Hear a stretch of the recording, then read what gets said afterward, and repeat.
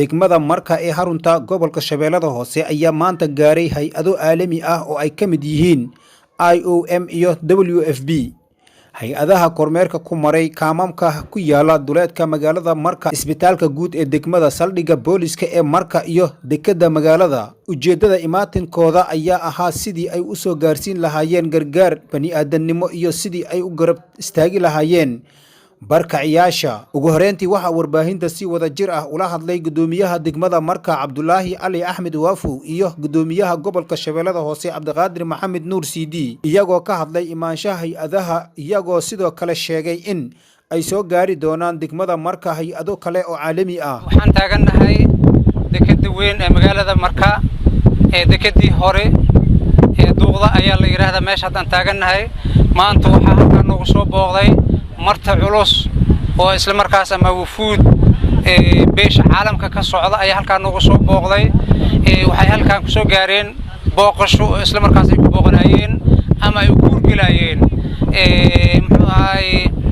dhibaatada ama baahooyinka ka jira degmada Marka. runtii aad iyo aad ayaan ugu mahad celinaynaa maanta caalamka ama beesha caalamka ay soo gaartay halka waan ugu mahadnaqaynaa. run ahaantii ma aysan imaan lahaynin haddii xarunta gobolka ee degmada aan laga furo lahayn ee madaxdii gobolkan aysan imaan lahaynin. waxaan aaminsanahay inay maaragtay wufuud heer caalami ah halka ay imaan lahaayeen, laakiin alxamdulillah aysan imaan lahaynin.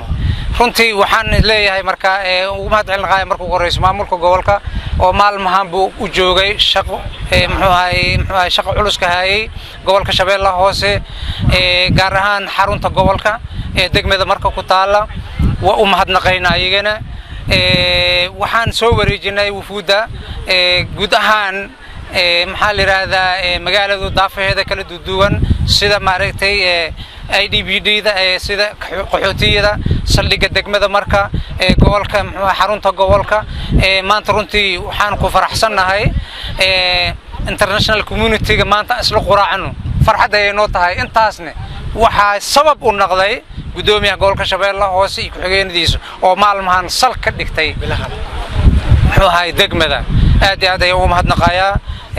waxaan ku wareejinayaa haddana gudoomiyaha maamulka degmada Marka uu hogaamiyo gudoomiyaha Cabdulaahi Ali Axmed Waafow iyo ku-xigeenadiisa maamulkiisa iyo maamulka gobolka. runtii ku-xigeenada iyo gudoomiyaha ururka haweenka kusimaha runtii wafdiga ballaaran suu gudoomiyaha degmada u sheegay oo heer caalami noo yimid oo ay hogaaminayaan UN OJA IOM.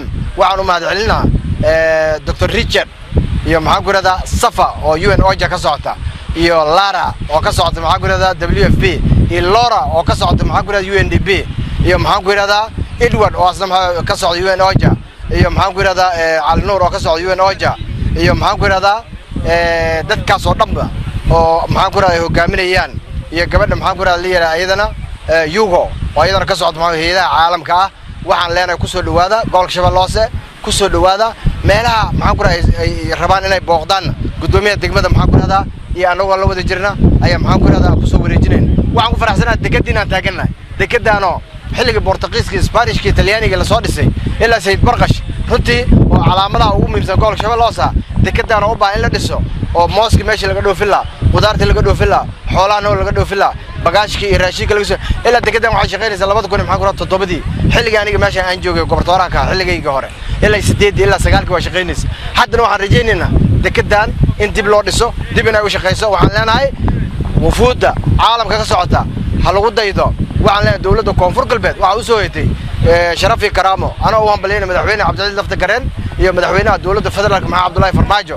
sahlay magaalada inay nabad noqoto, sahlay in xafiisyo lagu yeesho, sahlay in xafiisyo ku yeelano, sahlay in wufuud caalami in loo soo diro.